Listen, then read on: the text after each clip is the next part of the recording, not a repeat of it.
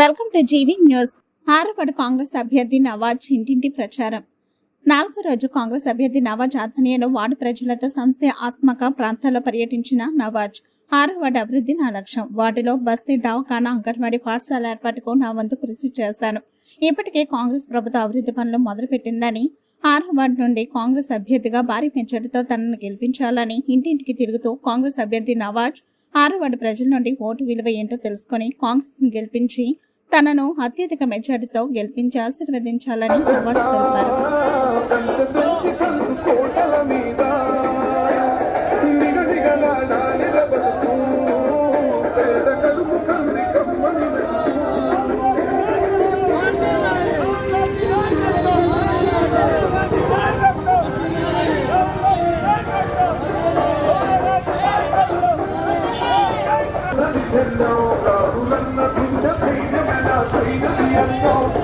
సైన్యమై నడిచిన నా తమ్ములు